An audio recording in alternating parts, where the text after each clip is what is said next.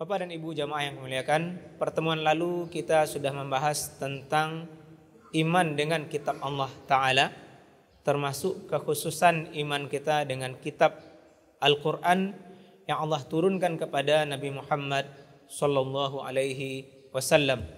Kita sudah jelaskan di pertemuan terdahulu bahwasanya Al-Quran menghapus hukum-hukum yang ada di kitab-kitab sebelumnya, dan juga Allah menjadikan Al-Quran sebagai mukjizat, peristiwa luar biasa yang diberikan kepada Nabi Muhammad SAW sebagai pengokohan dan bukti bahwasanya beliau adalah utusan atau Rasul Allah Ta'ala. Satu hal yang perlu kita kait sebelum kita pindah kepada pembahasan berikutnya tentang iman dengan takdir, bahwasanya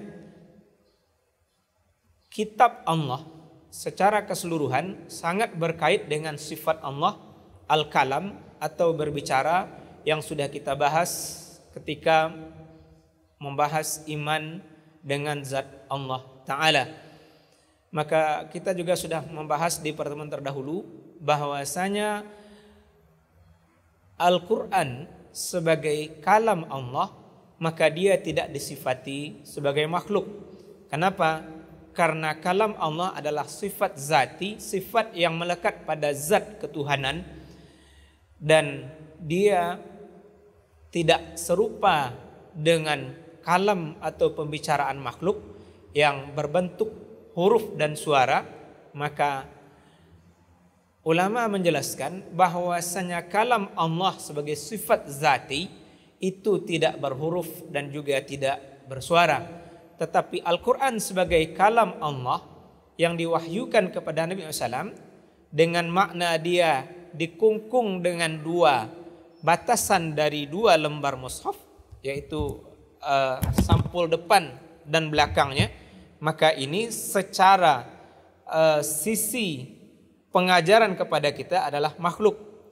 Tetapi sifat kehati-hatian jamaah, kita tetap menegaskan bahwasanya kalam Allah Al-Quran bukan makhluk. Kenapa?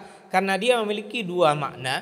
Pertama, Al-Quran sebagai kalam Allah yang merupakan sifat zat ketuhanan berbicara atau kalam, dan juga Al-Quran sebagai lafaz yang diwahyukan yang memang berbentuk huruf dan juga suara, maka itu makhluk. Tetapi karena dia lebih dominan dari sisi dia adalah kalam Allah sebagai sifat zati ketuhanan, maka sifat kehati-hatian di sini lebih aman, sehingga kita mendapatkan kabar Imam Ahmad bin Hanbal rahimahullah redo menerima ujian di penjara karena beliau tidak mau mengatakan Al-Quran adalah makhluk. Maka sifat ini menjadi sifat warisan dari salafus soleh kepada kita untuk tidak mengatakan Al-Quran adalah makhluk. Jadi kalau kita ditanya apakah Al-Quran makhluk, kita mengatakan tidak. Kenapa? Karena dia memiliki dua sisi, yang lebih dominan sisinya sebagai kalamullah, sebagai pembicaraan Allah yang merupakan sifat zati, sifat zat ketuhanan.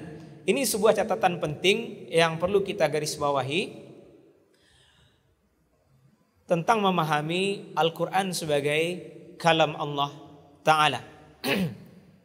Kemudian secara khusus kita juga perlu memberikan rincian definisi dari Al-Quran yang dijelaskan oleh ulama usul fikih.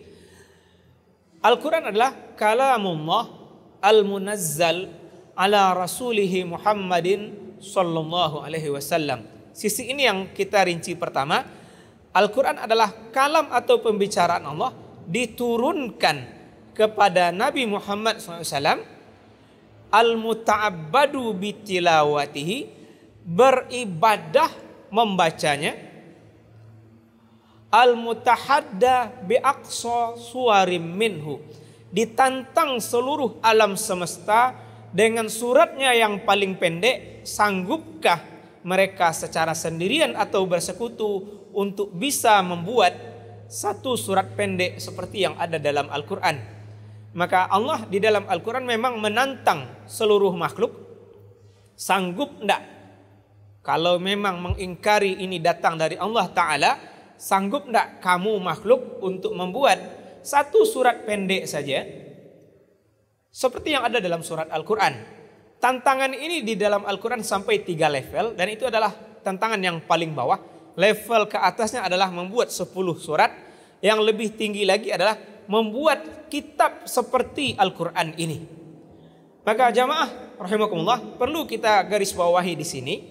Kita mungkin menemui bagian-bagian ayat Al-Quran yang diberi akhir ayat itu dengan lam alif atau waqaf mumtani', waqaf terlarang. Kenapa? Karena makna ayat tersebut masih bersambung kepada ayat berikutnya. Di antaranya mungkin kita mendapati dalam surah Al-Waqi'ah terkait dengan azab golongan kiri. Allah mengabarkan di sana ketika mereka membuat keingkaran dengan bahasa lebih kurang, a'udzubillahi minasyaitonirrajim, Aidza mitna wa kunna turaban wa 'idhaman a inna lamab'utsun aw aba'unal awwalun. Di sini mengandung keterkaitan makna yang diputus dengan 2 ayat. Mereka mengatakan, apakah ketika kami mati dan kami menjadi debu dan tanah, menjadi tulang belulang dan tanah, apakah kami akan dibangkitkan kembali hidup? Demikian juga bapak-bapak kami terdahulu. Ini sebenarnya kita harus memulangkannya kepada bahasa Arab itu sendiri. Kenapa? Dalam syair jahiliyah hal-hal seperti ini sudah ada. Bahwasanya mereka membuat bait di mana satu bait itu bersambung dengan bait berikutnya. Makna antar bait ini tidak bisa dipisahkan. Maka Al-Quran sebenarnya menantang orang-orang jahiliyah kala itu, di mana mereka ada di puncak kemampuan bahasanya.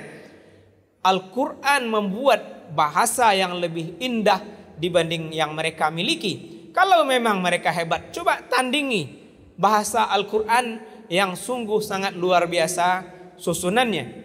Dan keluar biasaan ini akan kita rasakan dahsyatnya ketika mempelajari ilmu-ilmu bahasa Arab, termasuk di situ ilmu balaghah, termasuk di situ ilmu ma'ani. Sesudah sebelumnya kita mempelajari ilmu nahwu dan shorof. Maka Allah membuat Al-Quran itu turun dengan sangat indah.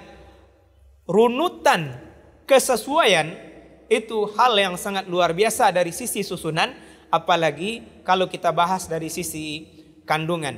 Maka sungguh merugi orang-orang yang tidak mau berpegang teguh dengan Al-Quran, tidak mau menjadikan Al-Quran sebagai petunjuk jalan hidupnya untuk seluruh sisi kehidupan duniawi dan seluruh sisi kehidupan ukhrawi.